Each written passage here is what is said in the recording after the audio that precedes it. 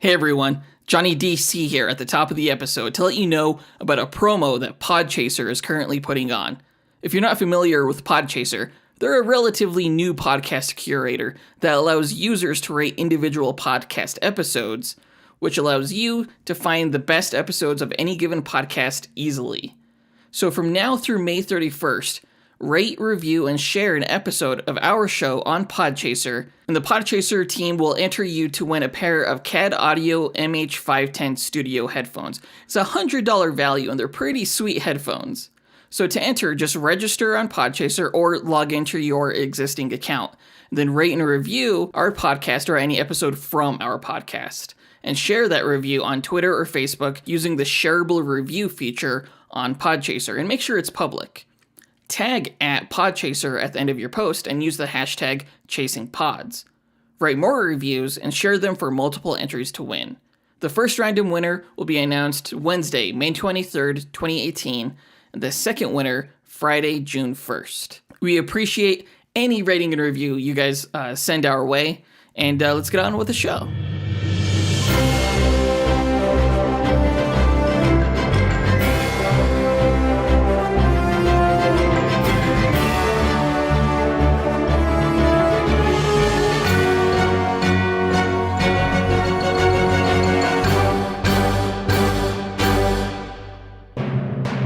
Hi, and welcome to the Dynamic Duel podcast, where we review superhero films and debate the superiority between Marvel and DC by comparing their characters in stat-based battle simulations. I'm Marvelous Joe. And I'm his twin brother, Johnny DC. And I'm really excited for this particular episode because they feature one of my favorite characters, Daredevil. I guess the other guy's okay, Nightwing. He's the coolest. We're going to talk about who'd win in a fight between Nightwing and Daredevil. They're both really insanely good acrobats who both use billy clubs, and yeah, that's pretty much it. Fight at night. Fight at night. There's way more comparisons than that. Yeah, we'll go into each of the characters' backstories and powers later on in this episode before we talk about who we think would win. And then we actually, go through the simulations and find out who actually would win. Before we get into that, we're going to be going over the news over the past week. Not too much news. We haven't said that in a while. It's DC news. It's all DC news. We're going to talk about the first official The Death of Superman trailer. That's an animated DC movie that's coming out later on this year. They just dropped their first trailer. And we got the announcement that the Doom Patrol is going to have their own show on the DC Universe streaming service. That's also going to come out later on this year. So big DC news week. But it's okay because Marvel has Deadpool coming out later this week. So right. It's all good. This Thursday, May 17th, we will be releasing one of our bonus episodes on our Patreon account. Yeah, pitch. Yeah, Jonathan will be pitching me basically on his idea for a Martian Manhunter film. And I bore my soul. You bored my brain with how boring the story was. I'm just kidding. I had to. You set me up for that. No, it was a great pitch. Jonathan came up with a great idea on how they can adapt Martian Manhunter for the DC Films universe. And if you guys want to go ahead and listen to that, go ahead and go to patreon.com/dynamicduel, and you could go ahead and listen to it there, as well as the rest of our weekly bonus content episodes. Stay tuned right at the end of this episode, just like how you would wait at the end of the credits for a Marvel movie, and you'll be able to listen to that preview of that pitch. The Martian Manhunter film pitch will be archived a month from its release on June 17th.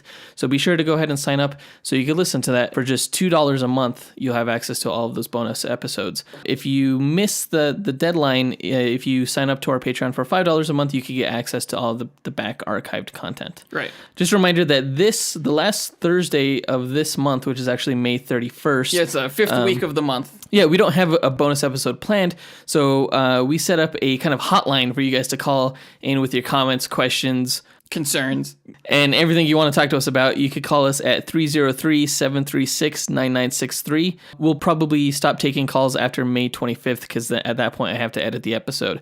So go ahead and give us a call there. Just jam it out with us. It'll be fun to talk to you guys. And just to let you guys know that we currently have a goal going on right now to reach at least 25 patrons on Patreon. I think we're at 12. Yes. Yeah, almost halfway there. Once we do reach 25, we will print out the No Prize awards and mail those to the winners. It's something we've always wanted to do, to send actual physical copies of it. Yeah, it would be great. And speaking of no prizes, it's no prize time. So No Prize is an award Marvel used to give out up until the 90s to fans who would point out errors in continuity within their storylines. Or typos. Yes. Our version, the dynamic Duel No Prize, is a digital award that we post on our social media and that Jonathan draws up personally for the people that we feel gave the best answer to the question of the week.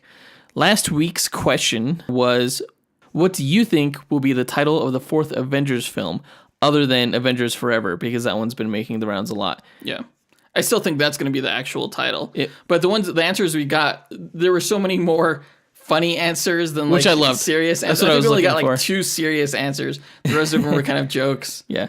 Our favorite joke answer was given to us by John ShDEsI, who is one of the hosts of the Blast from Our Past podcast. Go ahead and check that out if you haven't yet. He gave the answer, Avengers and the Infinite Sadness, which I love a good pop culture reference in my answers, so it goes to him for the best joke answer because, of course, that's a play on Melancholy and the Infinite Sadness, which was an album by Smashing Pumpkins, back in the 90s. It was such a great album, but Avengers and the Infinite Sadness is also such a great reference to the theme of the actual movie itself. I think it speaks a lot to people right now. Yeah, it's really good. Great answer. Congrats, John ShDEsI. Our favorite serious answer goes to Aaron Alexander Jones, who gave the answer Avengers World. And his reasoning for that was that he thinks that the themes would be based off of Hickman's Avengers World run on the Avengers title right before the Infinity storyline, in which Captain America realized that the core Avengers might not be enough, so they developed a system that would call in new members should the worst happen to the core team members, which of course happened at the end of Infinity War. Mm-hmm. And that storyline also had Captain America using the Infinity Gauntlet to stop an incursion event, and that was when the universes were colliding. He thinks that's what would need to play out on the next movie to prevent the Infinity Gauntlet from being the answer to future movies. Just swap the incursion events with Thanos' actions, and there you go. I agree with that answer. I thought it was a great answer. I loved the Avengers World storyline. To me, it was like the last time that the Avengers were really like on top and like, super badasses before everything kind of got split up for Secret Wars. Okay, Secret Wars. Yeah. Okay. And yeah, I think it had themes that tie in really close to the Infinity War movie and, its resolution in this upcoming film. From what I hear of like Avengers World and Avengers Forever, I think they'll probably take elements from both of those stories for the next film. Yeah, probably. I do still think that it's going to be Avengers Forever. If anything, just to play upon the 4. Maybe they'll even spell it with a 4 like Fent Forstick did. I hope they don't. I also want to give a quick shout out to Brandon Wright, Joel Seagrave, Sean Gorley, Mike Cusick, Jace Crump, George Kornitis, Mike Hoffman, and Dan Baker for all great answers. And you guys crack my ass up. All right, with the No Prize out of the way, let's go ahead and get into the news.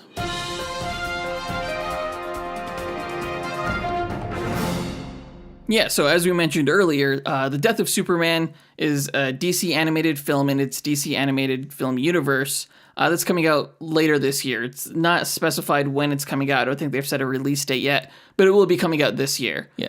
And if I remember correctly, it's part 1 of a 2-parter. Oh, really? Yeah, I could be wrong. Is the second part coming out this year too? I think the second part is also coming out this year, and that's going to be like the Reign of Superman. So it's going to have like Steel and Superboy and stuff like that. I think that's the plan, which is good because just having the Death of Superman storyline alone, it's like the 3rd time we've seen this in the past 10 years. Oh, that's right, because they had a Superman Doomsday animated movie as well. Right, that was like the first DC animated feature was Superman Doomsday. And I loved that. That was a good storyline. It was well done. And this one, I'm still not sure how I feel about it. Isn't it just going to be a repeat of that story?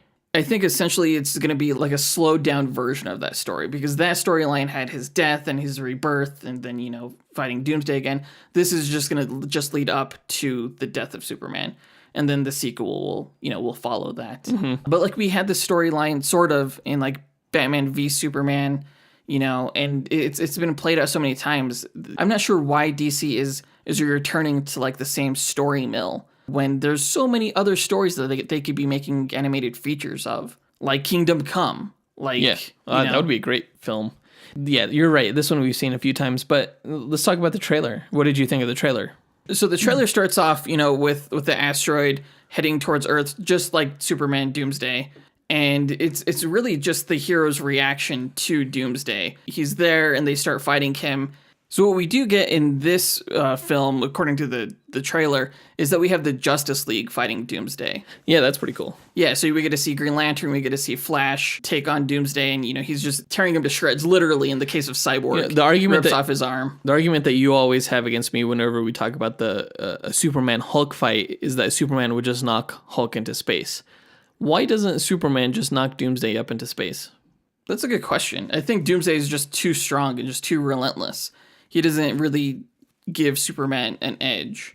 I just bring it up because there's a moment in this trailer where it looks like they're both like in the atmosphere, flying through the air in the atmosphere. Yeah, and at that point, Superman has the opportunity to knock Doomsday even higher up into the atmosphere. But he knocks him down. He does like a haymaker. Down back toward the Earth. Yeah. Which was funny to me. It almost looks like in this version that Doomsday flies. Like one of the last shots of the trailer is Superman charging Doomsday, or they're charging each other, and they're both just like skimming the ground. It almost looks like he can fly, which would be a good reason why he doesn't do that. Yeah. The voice cast is the same one that they've used for previous Justice League films and their new universe since the reboot. So you have Jerry O'Connell as Superman, Rosario Dawson as Wonder Woman.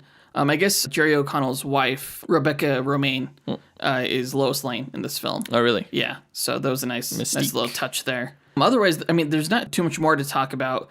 It's just really cool to see the Justice League fight Doomsday. Of course, that's what happened in the comic. Everyone had... in the New 52 comic, or no, in the original really? Death of Superman storyline. It wasn't just Superman, okay. No, it was almost everyone. Like Superman was like the last one to fight him. He took on, Booster Gold and Justice League International members and stuff like that. Interesting. So, yeah. It's kind of hard to watch this trailer right after seeing Batman Ninja, because that animation style was so great, and the level of detail just can't hold a candle to Batman Ninja. Yeah. But to me, story is most important, and we'll see how this one plays out. We'll see how different it is from Superman Doomsday. Yeah, and we're discussing this trailer because we've decided to start reviewing these DC animated features. Yeah, like we did with Suicide Squad Hell to Pay and Batman Ninja. So this is the next one that we'll be reviewing. Yeah, later on this year. So look forward to that. And that brings us to our question of the week. What is your favorite storyline from the comics that hasn't yet been used in a Marvel or DC film that absolutely needs to be? Again, I kind of gave my answer just now. But I'd love to hear what everyone else thinks should be made into a film. It's a great question. There's a lot to mine from in terms of story arcs for a lot of these characters. Decades and decades. Yeah. And it doesn't have to be, a non-existing IP. It could be an existing franchise out there that has yet to do this important story arc from this character. So, yeah. And this could apply to films or television series as well. Yeah. So post your answer to our Instagram, Twitter, Facebook, or you can email us at dynamicduelpodcast@gmail.com. We'll pick our favorite answer, and Jonathan will draw that person a Dynamic Duel No Prize that we will post to social media, and hopefully one day mail out a physical copy. Yeah, that'd be cool. So on to the next bit of news. The DC Universe streaming service announced earlier today that the Doom Patrol will have its own television series on their network. Yeah, that's crazy because I thought that they were just going to have a guest spot on the Titan show. Right. But now it looks like they're just setting up a spinoff for their own show. Yeah, it looks like, exactly. This will be a spinoff from the Titans show. And that hasn't been released yet. So it's exciting. I haven't read too many Doom Patrol comics, but I know, their reputation precedes them. Definitely. Yeah. They of course were the precursor for the X-Men. Except they're not mutants. They're freaks, right? They're people who have been in serious accidents who are sort of going like through a rehabilitation. Mm-hmm. The characters in this show, according to the announcement, is that Robot Man, Negative Man, Elastigirl, Crazy Jane, and their leader, Dr. Niles Calder, who is sort of like the precursor for Charles Xavier. Yeah. They're going to be the characters in the show. I don't know who Crazy Jane is. Now, Robot Man, of course, is the guy who's a robot. Elastigirl, who I'm pretty sure the Incredibles ripped off of. No, she actually, I think she grows and shrinks. Oh, really? I don't think she stretches. No? No. Oh. I don't know who Crazy Jane is either. There's Mr. Negative. Negative Man. Negative Man. He's like the Invisible Man, kind of, right? He can go invisible. Is that right? No, think of it like sort of like Doctor Strange's astral form. He could project like a spirit self that can, do crazy things. Okay, that's cool. Yeah, the characters are cool. I can't wait to see them in the Titans show. I know Beast Boy is involved with them. I think Dr. Niles Calder also helped create Beast Boy. Oh, really? Yeah. The synopsis kind of details what the show is about. It reads, the Doom Patrol's members each suffered horrible accidents that gave them superhuman abilities, but also left them scarred and disfigured. Traumatized and downtrodden, the team found purpose through the Chief, who brought them together to investigate the weirdest phenomena in existence and to protect Earth from what they find. Part support group, part superhero team, the Doom Patrol is a band of superpowered freaks who fight for a world that wants nothing to do with them. Picking up after the events of the fellow DC Universe series Titans, Doom Patrol will find these reluctant heroes in a place they never expected to be, called to action by none other than Cyborg, who comes to them with a mission hard to refuse, but with a warning that's hard to ignore. Their lives will never, ever be the same. So that's pretty good. That's the pitch. It sounds like a great show. What a ripoff of X-Men. Oh is my all I gosh. have to say. Oh my gosh. So the X-Men is a group of superheroes who protect a world that hates and fears them. Yeah. And the Doom Patrol is a group of superheroes that protect a world that wants nothing to do with them. Yeah. Yeah. Okay. Do you see how X-Men is a ripoff of Doom Patrol now? Even down to like the wheelchair leader of the group. Yeah. Doom Patrol came out like a few months before the X-Men did. I don't remember how long it was. I just know it came out first, and that's all that matters. The interesting thing to me about this pitch or this setup that DC Universe has sent to the press is that it mentions Cyborg. Yeah, that's weird. So Cyborg hasn't been cast for the Titans show that we know of. Right. He was like the one Teen Titans member that wasn't a part of that series. Right, because they were saving him for the film universe. They didn't want to use him because he was already in the Justice League film. Yeah, I know it seems like they don't care whether or not they have like a character in the film universe and the show universe. Do you think it'll be the movie character and they're going to be tying in the DC Universe stuff with the film stuff? No, I doubt it. This is done by Greg Berlanti, I believe. So, he's the same guy who does the CW shows, Arrow, right. Flash, Black Lightning, Supergirl. So it's in the Arrowverse. We don't know if it's going to be the Arrowverse because we don't technically know if Black Lightning is in the Arrowverse yet. Oh. It could be and it could not be. I could see how it could be. Yeah. But I hope it is. Honestly, I hope this is part of that same universe because it's awesome to see DC. They may not be killing it the way Marvel is on film, but on TV, their shows, don't always have the same level of quality consistently throughout their seasons. But it's cool just to see the characters interact, when they have their big crossover episodes and stuff like that. Mm-hmm. I wouldn't be surprised if they recast Cyborg for this. Yeah. I'm definitely interested to see what he's going to look like and who they're going to choose. So I can't wait for that news. Does this news make you proud to be a DC fan again? Again? I never stopped being one. I don't know, I just thought maybe you were down on yourself, due to all the success of Marvel, with the Infinity War news and everything like that. I don't care. I don't care about Marvel. I don't care about Marvel. Right. No, it's still hard to come back from the behind-the-scenes photos that we saw from the Titans series of the characters. Yeah, they need to release official promo. They need to do that as soon as possible, please. Please. I doubt they will. They'll probably be closer to Comic-Con when they do that, but yeah, we'll see. I don't know. But it's nice to see that they're still, coming up with new shows to put out on the DC Universe streaming service because before it was just going to be 4 shows that were going to be on there, and I wasn't sure that was going to be worth the price, whatever price that may be. Mm-hmm. They haven't announced that yet either. I think I'm still looking forward to the Swamp Thing show the most, just because of the talent involved behind that. Oh, yeah. James Wan. Yeah, it's going to be great. And the writers from It. Yeah, that's going to be fantastic as well. Well, it's one writer from It and one writer from Netflix's Daredevil show. And it's not a Berlanti show, which is interesting. So I wonder if it'll tie in with anything else. That's a good question. Berlanti just set, his production company has just set the record for having the most number of series going on concurrently. He has 14 series on the air going into 2019. Wow. 10 of those are, being broadcast on network television. Nice. So it's a big deal. Yeah. He is a huge entity within television right now. Yeah, he's the Kevin Feige of DC television. Oh, yeah, absolutely. Yeah. They should bring him over to the movie side of things. Maybe he might be able to, Well, he was involved with the Green Lantern movie. We mentioned that during our Green Lantern review. Oh, that's right. So I think studios are or at least Warner Brothers Pictures is sort of afraid of him. Their television branch keeps giving him work, so yeah, yep. Somebody must trust him. Yeah. All right, I think that does it for that news. Let's go ahead and get into the main event where we talk about who would win in a fight between Nightwing and Daredevil.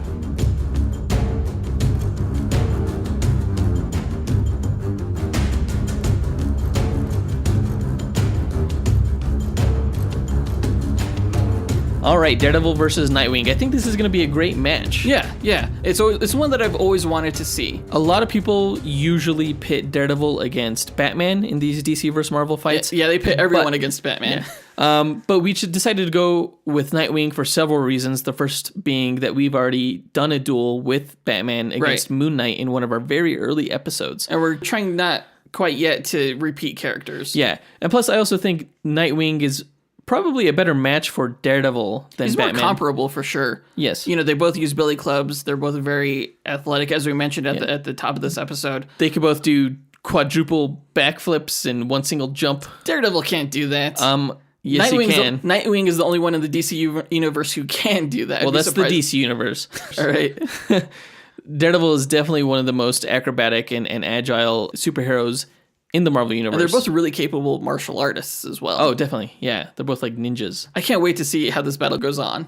So what we'd like to do in our duel matches is first we'll give you a backstory of the character and break down their powers. And then we like to speculate how the fight would actually turn out. Yeah, a little back and forth banter. Yeah, it's always fun. Before we actually get down to the statistics and run 1,000 simulations using the Monte Carlo method. Yeah, the Monte Carlo method is a probabilistic model that we use to sort of randomize their stats along a bell curve and then add those up and compare them to see who would win in a match. We do that 1,000 times, and that's how we get the overall winner between the characters. The Monte Carlo method is used for a variety of things, everything from like video game AI, simulating like weather forecasts and stuff like that. So it's the most accurate way to do this. I think so. Yeah. It doesn't involve fan votes or uncharacteristic feats of strength. Right. Just all stats all the time, 24/7. Yep.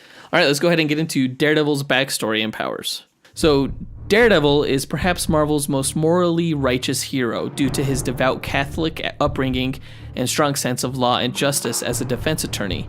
Though he is morally steadfast, he does have a dark side that sometimes makes him prone to intense anger and violence. I was going to say, how is he moral when he's also a vigilante? Yeah. I mean, it's a contradiction which he struggles to reconcile. I think that this dichotomy, somewhat exemplified in his devil-esque superhero costume, is what makes Daredevil a truly interesting character who has been through some incredibly dramatic events in his life. So he's one of my favorites. Because that, and also I think his powers are cool. He's really cool. I think if I could take like 3 characters from Marvel and put them in DC, it would be Daredevil, Hulk, and Silver Surfer. I wouldn't take any of DC because they're not worth it. Well, all right. Matthew Murdock was born in Hell's Kitchen, New York, to a boxer named Battlein Jack Murdock and Maggie Murdock. Soon after his birth, Maggie abandoned her family, and Jack fell into a depression and began taking up additional work as an enforcer for a local mobster called the Fixer. Determined to ensure that his son didn't grow up to earn a living with his fists like him, he insisted Matt never fight, study hard, and get a good education. Matt's bookwormish and pacifist behavior led him to get bullied in school and ironically nicknamed Daredevil by his schoolmates. What? That doesn't make any sense. It's an ironic nickname. All right. It's like, oh, look at the Daredevil in his books. Oh. I don't know. Kids are dumb. One day, Matt was walking through the city and witnessed a blind man about to get run down by a speeding truck. He dove into the road and pushed the blind man out of the way, but the truck swerved and spilled a canister of radioactive waste into Matt's eyes, permanently blinding him, but also enhancing his other senses to a superhuman level and granting him a spatial, quote, radar sense, as it were, that allows him to compose a sort of 360-degree, three-dimensional feel of his surroundings. At first, he was unable to control his senses, but he was instructed in how to focus them by a blind warrior named Stick, a member of the sacred ninja clan known as the Chaste. Was Stick the man he saved from the truck? No, he was not. The Chaste was an enemy of the evil ninja clan known as the Hand. Stick also secretly trained Matt in martial arts, turning him into a formidable hand-to-hand combatant. Stick was training Matt to become a member of the Chaste, but found he was too driven by his emotions. Matt earned a scholarship and began his pre-law studies at Columbia University, where he met his longtime best friend and future law partner, Franklin Foggy Nelson. He also met political science major Electra Nachios, whom he was instantly attracted to and had a passionate, if unstable, relationship with. She eventually broke up with him after her father was killed to go on a dark journey of her own, which you can hear more about in our Katana vs. Electra episode from a few months back. Matt and Foggy then attended law school at Harvard University, but returned to New York to see Matt's father compete in Madison Square Garden against Crusher Creel, who would later become the Hulk villain known as the Absorbing Man. Oh, I thought his dad was dead by this point. Yeah, that was in the show and in the movie. But in the comics, it was later on. So anyway, Matt's father, Jack, was ordered by the mobster called the Fixer to throw the fight. But Jack was inspired to make his son proud and soundly defeated Creel. Jack was shot and murdered shortly after the fight. Matt witnessed the Fixer and his men be brought to court for their crimes, but they got off with no charges due to bribery. He decided to take justice in his own hands and donned a costumed disguise made from his father's boxing gear, calling himself Daredevil. He began attacking criminals all over Hell's Kitchen to find the Fixer and eventually found him. Though the Fixer died from a heart attack during Matt's pursuit, he considered his father avenged. He saw how much crime had overridden his home city and decided to enforce justice during the day as a partner in his law firm with Foggy Nelson and exact justice during the night as Daredevil. Matt's primary foes along the way were street-level crime lords such as the Owl, Purple Man, Gladiator, Bullseye, and of course, the Kingpin. I didn't know Purple Man was a Daredevil villain. Yes. Matt's vigilante lifestyle often interfered with his duties as a practicing defense attorney, and his personal relationships were often strained, specifically with his best friend and law partner Foggy and his romantic interest and office assistant Karen Page. Many of Matt's lovers would end up as victims of his enemies, such as Elektra, who became an assassin and was impaled by Bullseye, and even Karen Page, who was also impaled by Bullseye. What? Matt's secret identity was often the worst kept secret among the supervillain community, and the Kingpin especially has made his life a living hell. Once in a story arc called Born Again, the Kingpin systematically dismantled Matt's life by using his influence to freeze Matt's financial accounts, foreclose his house, frame him for bribing a witness, and get him disbarred. Without friends, family, a home, or money, Matt thought he was just the victim of unfortunate luck, but investigative reporter Ben Urich was able to unearth the Kingpin's plot. Matt attacked the Kingpin, but was defeated, and his unconscious body was staged to frame him for murder.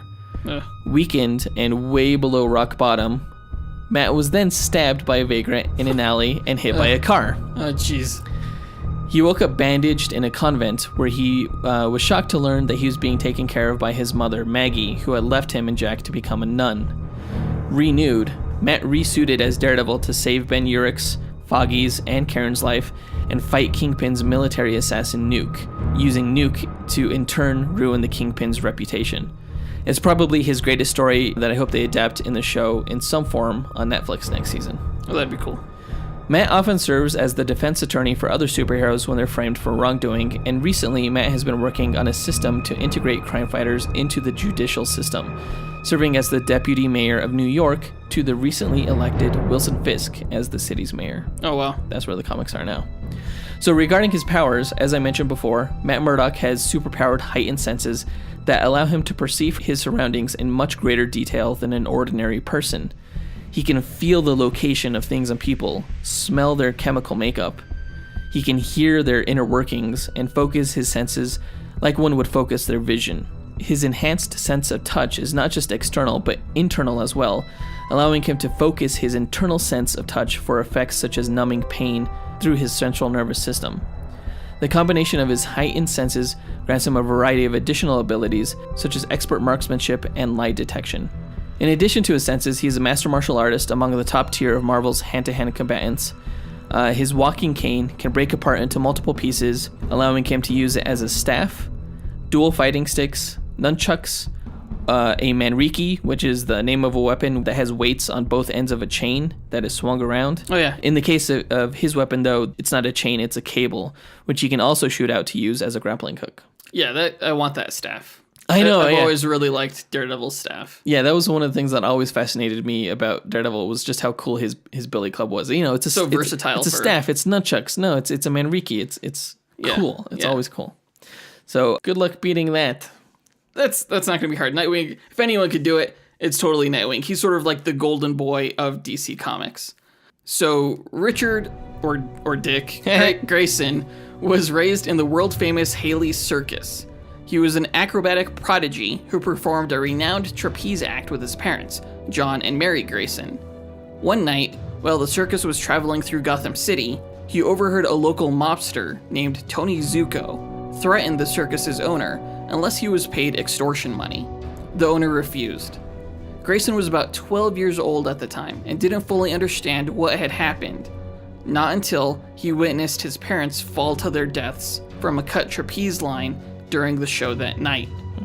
Grayson would feel guilt the rest of his life over not telling someone about Zuko that night before his parents died.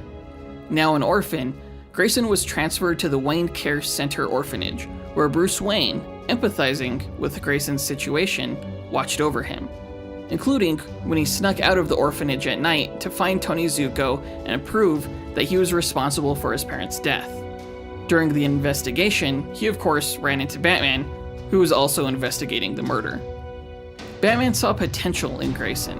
He introduced him to the Batcave and revealed his identity as Bruce Wayne, vowing to help Grayson take down Tony Zuko if he allowed him to train him, and they did it as a team. Wayne took Grayson in as his ward and trained him initially for a grueling 6 months in detective skills and fighting techniques before they went on their first mission. After struggling to come up with a codename, Grayson chose the name Robin in honor of his mother's favorite bird.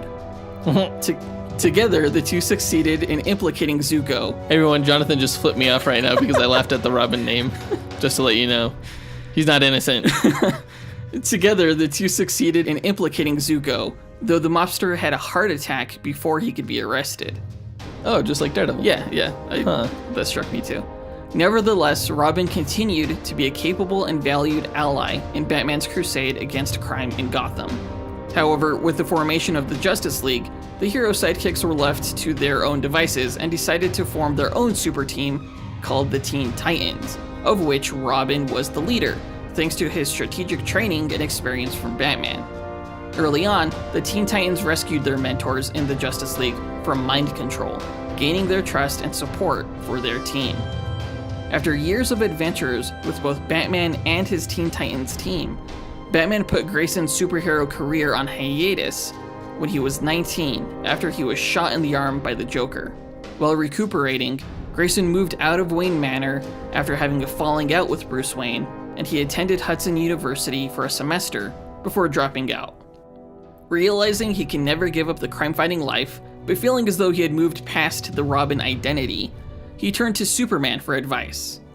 Superman told Grayson of a hero who had lived on ancient Krypton, who had lost his family and fought for justice.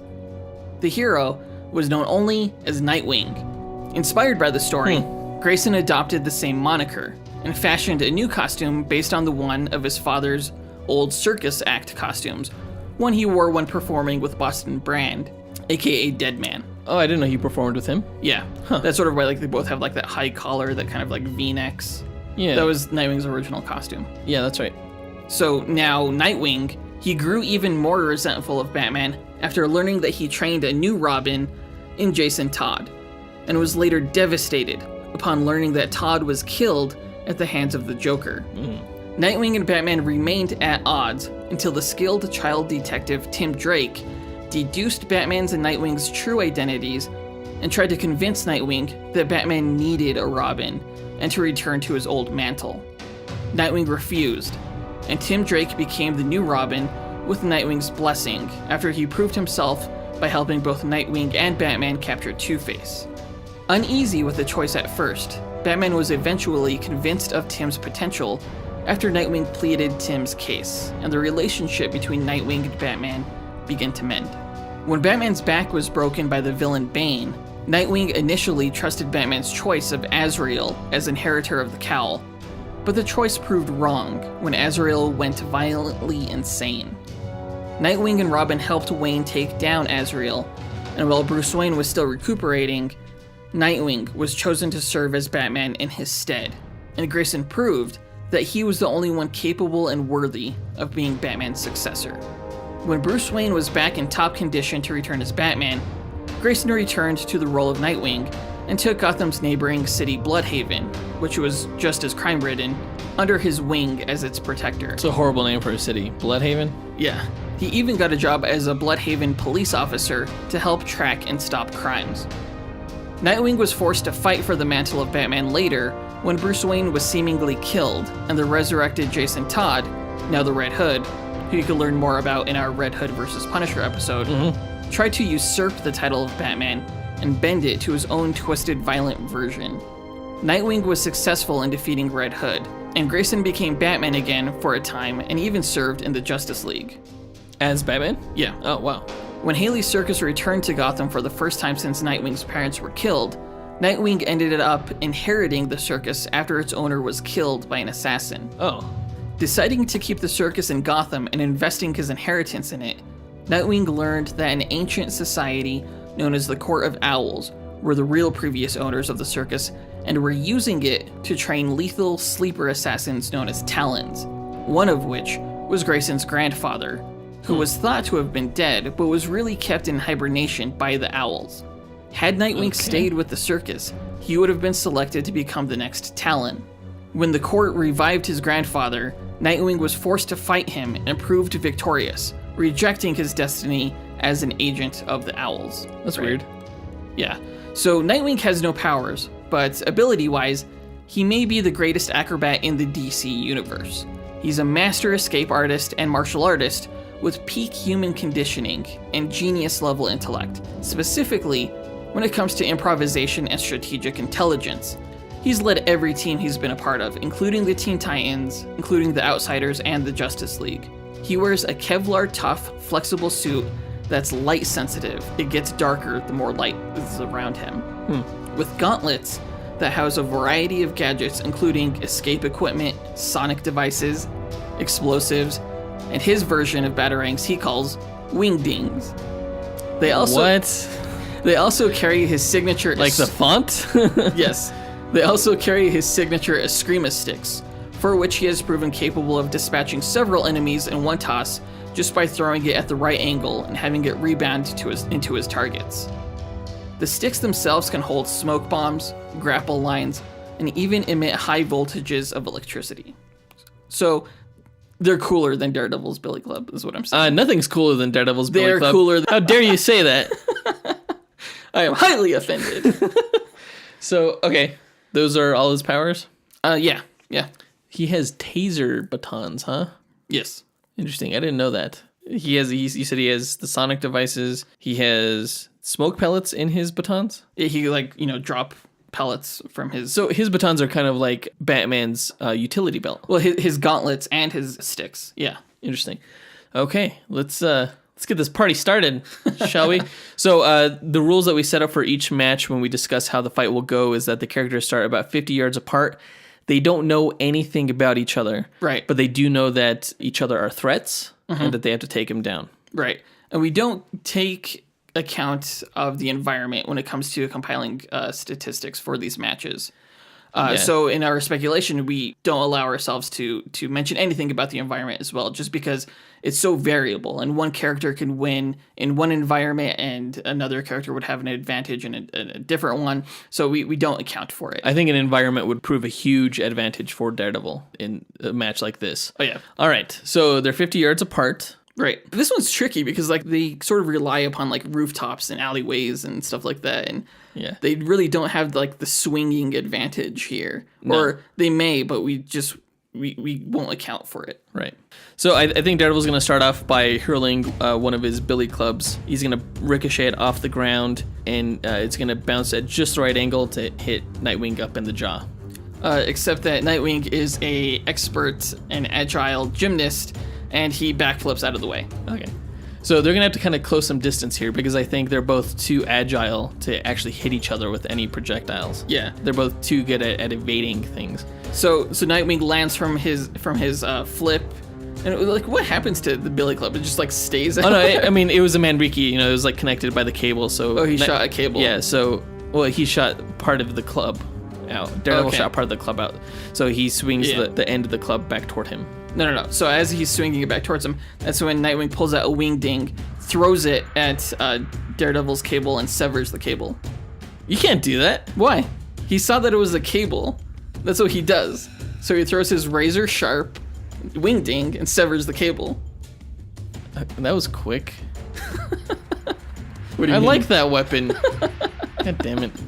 just because he severs the cable, it doesn't mean he loses the weapon. Well, he still you know, Daredevil, like, he jumps over to the side and catches the end of the club that was now severed from the cable, and, you know, retracts the cable back in to his other club. Right. And he connects the two, and it becomes a bow staff. Okay. Okay? That's when Nightwing pulls out his Eskrima sticks. Yeah. Yeah. Then Daredevil does, like, a triple front flip, and then comes down with the staff onto Nightwing's head. Okay, but as he's coming down, Nightwing somersaults, like, on the ground forward, so Daredevil misses him, and just as Daredevil's foot is about to land on the ground, he sweeps his leg out from under him. And Daredevil notices that the leg is coming in for the sweep, so he's able to adjust his balance just in the right way so that as he lands and the foot makes contact, he's able to do a sideways flip and catch himself. In mid-air, while he's doing the sideways flip, he contracts his staff back into a club, and he hurls it right into Nightwing's face. Okay. Which Nightwing doesn't dodge this time because it's at much closer quarters. And he doesn't see it coming. Boom! So Nightwing did notice that Daredevil did this without looking. So he deduces... He deduces that he's a fucking badass. He deduces that Daredevil is blind. No, you can't deduce that he's blind from doing that. You just could deduce that he maybe has some kind of spatial sense. Yeah. So, no, he deduces... Oh, yeah. No, he doesn't deduce that he's blind. So he deduces that he has heightened senses. Okay? No, he deduces that he has a spatial sense. He doesn't know that he has heightened sense. He just deduces that maybe he has eyes in the back of his head, or some sort of, like, power that allows him to see behind him or something. Okay, so to test this spatial sense, Nightwing, you know, he's still recovering from being hit in the face with the billy club. He drops a few smoke pellets. And and guess what? It does nothing. He drops the smoke pellets and waits to see what happened. And you know what happens? What? A punch in the face happens. Well, no, Nightwing could see through the smoke because he has his visor. His mask is but he's expecting something. He's taking. If you drop a couple smoke pellets and you see that it has zero effect, you're gonna be taken by surprise. He gets punched in the nose, real hard, real fucking hard, like you don't even know. All right. Okay, so now Nightwing knows that he definitely has a special sense, and it's not reliant upon sight. Okay. So he's like, oh, so he has heightened senses. No, he doesn't know that he has heightened senses. Yes, he does. Yes, he does. Okay. He just knows that he has a spatial sense. No, so then... Or that he doesn't have to see. So then he realizes, okay, so this guy must have heightened senses. He might have a computer in his mask. Nightwing doesn't know. You're jumping the gun, sir. You're jumping the gun. No. I remember reading a comic where Batman was fighting Daredevil, and Batman was able to deduce that Daredevil was blind. Yeah, but not from stuff like this. Sure, exactly. It was the way like Daredevil like cocked his head a little bit, you know, to hear things. Yeah, that's what Nightwing was doing too. Daredevil's doing the same thing. I don't think so, man. So Daredevil doesn't know. He can't see himself. Daredevil knows everything. Daredevil knows what Nightwing had for breakfast that morning. Probably. Anyway. And matter of fact, he says that he's like, you had Cinnamon Toast Crunch this morning. Okay, now he really knows. He says nothing. He says nothing. He said it too late. So then he drops a sonic... Why would he say that? He drops a sonic... Why did I do that? He drops a sonic screamer. Okay. Or a sonic emitter from his billy club. Yeah. Just throughout the whole environment, just sends the shrill, high-pitched... Yeah, and Daredevil breaks it right away with his billy club because, you know, he drops it when he's so close. So he drops it and he's like, ah, my ears, bam!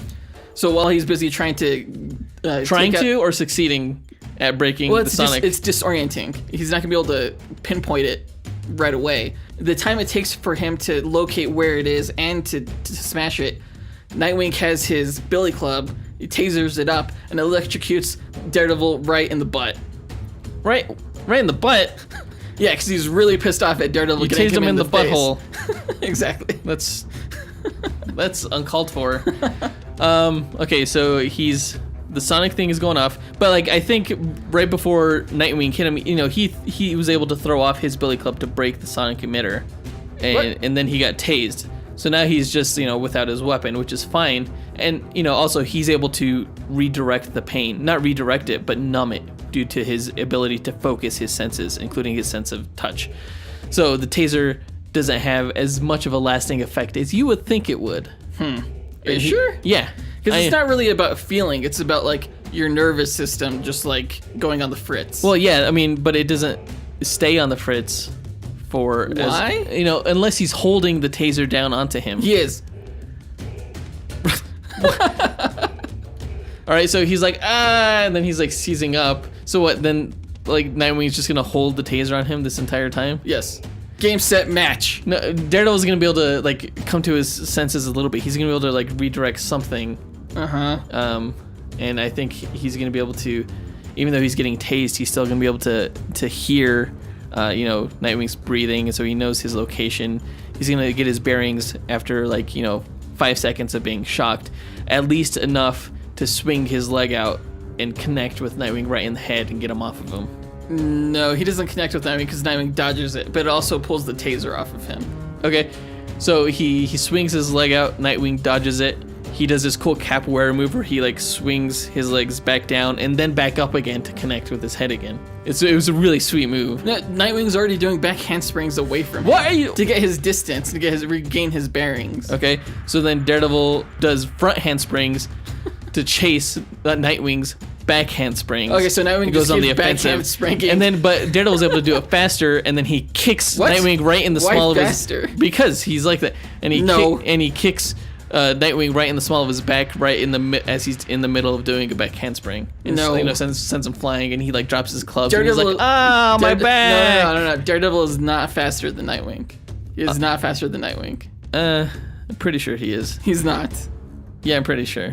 No way. There's no way. Well, he's like slightly above peak human because of his internal touch sense. So is Nightwing. He's in better physical condition than Batman. Okay. Well, so is Daredevil. So anyway, so they're doing back handsprings and front handsprings toward each other, and basically they're just chasing each other in this way. Where like a normal fight, they would be chasing each other on foot. These guys chase each other on hands and feet while flipping. That's so awkward to see, I'm sure. So, eventually Nightwing's gonna have to stop, and that's when Daredevil's front spring loads his feet right into Nightwing's chest. No, but as Daredevil's foot is coming for him, that's when Nightwing does a judo move where he grabs his foot and sort of slams Daredevil onto the ground. And Daredevil feels that his foot is grabbed, or that Nightwing is reaching to grab his foot and is able to adjust mid-air his foot so that it falls just out of the way, just out of Nightwing's reach, and then come back down with his heel on top of Nightwing's head. There's only so much you could adjust. Not for Daredevil. Because of physics. Not for Daredevil. Just flinging your body through the air. You can't just Daredevil could do it. Stop time and move. Well, it's almost like Daredevil can do that. Oh my gosh. Which is how he's able to, dodge bullets midair and stuff like that, But he's able to perceive things on a much smaller scale, much more minute level than Nightwing is. So, yeah, he would be able to do something like that because he's constantly being fed all of this information. So, boom! Heel to Nightwing's face! Okay, so Nightwing gets kicked in the head. And really hard. He spins around and then kicks Daredevil in the head. No, that wouldn't happen. Why? Because Daredevil would. So Daredevil could hit Nightwing, but Nightwing can't. He would hit use Daredevil. his spinning momentum that he exerted onto Nightwing and carry it forward to dodge Nightwing's incoming attack, and then continue spinning around and sweep Nightwing's legs. And then when Nightwing's on the ground, that's when he just pummels him with his fists until he's dead. Except Nightwing grabs his fist and breaks his arm. What? Yeah, as he's being pummeled. You can't do that. Why? Cause? I don't know. All right, should we? That's a pretty good place to end. Okay, so either Nightwing is getting pummeled to death, or he's able to break Daredevil's wrist or arm, whatever, and continue from there. Yeah. Because that would cause a lot of pain. Although Daredevil again is able to rechannel that pain. Okay, but he's not able to mend his. He doesn't have a healing factor. No, he doesn't have a healing factor. No. Let's take it to the stats. Let's take it to the stats. All right.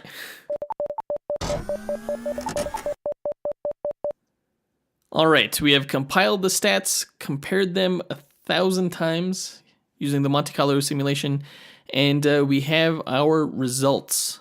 The stats were close. The stats were really close. The stats were really close along every single category, so it'll be a close match. Yeah, we established that Nightwing was capable of more damage thanks to things like explosive gadgetry and stuff like that. Fighting wise, they were both pretty equal. They both have received extensive training, whether from Batman or from the Chased. Yeah. Well, they were both comparable in terms of their evasive ability. Nightwing being an extremely skilled acrobat and very agile, Daredevil is his equal in terms of that, but he also has the added bonus of knowing his complete surroundings in and out, and being one step ahead of the game. So we did say that he is slightly better at evading incoming attacks, and that all the environmental input that he gets does give him a slight leg up strategically. So, without further ado, the winner of the Nightwing Daredevil match is Daredevil. And he won 574 matches out of 1,000. So 57.4% of the time Daredevil would win. Yes, and Nightwing won 42.6% of the matches. Does the math add up on that? I think it does. I don't know. Yeah. That's not bad. It's 57.4% versus 42.6%. Okay. It's not too bad. It's close. Yeah. I'm not going to lie. I'm pretty bummed. I think the thing is that, there's a lot that Daredevil can do that Nightwing can't do. And there are a few things that Nightwing can do that Daredevil can't, and that involves mostly his gadgets. Right. But the gadgets didn't quite, according to the stats, they didn't quite overcome everything else that Daredevil was able to do. Right. Despite, the explosives and the tasers and stuff like that, gadgetry can only, it's I bet you in a lot of these cases, Daredevil is able to disarm a lot of Nightwing's gadgets. And what is Nightwing going to do then? Then it's just a matter of time before Daredevil beats him. I guess. But I'm pretty sure that every single one of these matches that Nightwing won, he did through the use of his gadgets, specifically that sonic emitters. Sonic emitter, like that. yeah. One thing I really wish I would have done is like when they were doing their cartwheel springs, like Nightwing just like tosses like an explosive little diode to like Daredevil's foot or something like that. And then bam, no more foot. Well, there you go. Yeah. The use of the gadgets is the way that Nightwing wins. But yeah, without him, Daredevil wins this probably 100% of the time, I would imagine. Shut up. No, he doesn't. I would imagine. No. No one wins 100% of the time. So that does it for this episode. You can take these results to the bank and Catch that check. All right, in our next episode, we will be reviewing Deadpool 2. Really excited for that movie to come out. It came up really quick. Yeah, it looks like just yesterday we were reviewing Infinity War, and now all of a sudden it's Marvel movie time again, which is exciting. Do you think it's going to be fan. Infinity War in the box office? No, nothing is ever going to be Infinity War at the box office for all time. What about Solo? Not even Solo. Solo will do well, but no, Infinity War definitely has this year. And you can quote me on that. And if I'm wrong, don't quote me on that. So yeah, check us out next week. We'll be going over that Deadpool 2 review. Remember that this Thursday on Patreon, we're releasing a bonus content episode in which Jonathan pitches me on his idea for a story for a Martian Manhunter film. And you could hear a preview of that shortly. Yeah, at the end of this episode. Yep, stay tuned right at the end of this episode. In the meantime, please subscribe, review, tell your friends all about us. Don't forget to review us on Podchaser if you want a chance to snag those nifty headphones. Yes, and you can visit us on dynamicduel.com, where you can see all of the links to our social media accounts and our merch store, which I think has a sale going on right now, but if not, just check back in like a week. It'll have a sale then. I think that does for this episode. See you guys next week. Up, and away. True believers. Dr. Salo wakes up to see the green humanoid monster examining his writhing hand. She panics, but he tells her telepathically to be not afraid. All beings in the universe understand telepathy. He tells her his name is John Johns, and he tells her his story. Billions of years ago, when life thrived on Mars, the dominant Martian species were telepathic and naturally averse to fire. Technologically advanced, they traveled via teleportation platforms instead of fuel-burning vehicles. John's twin brother, Maleficac, was born without telepathy. An outcast, Maleficac teleported off the planet, which was unprecedented. He eventually returned with the red flaming crystal, known as the Flame of Patar, and he was now capable of telepathic communication and other great feats. But not long after his return, a Kalinorian armada invaded Mars, led by the powerful immortal tyrant, Despero, who sensed the flame on Mars, and from whom the flame was stolen. John convinced Maleficac to return the flame.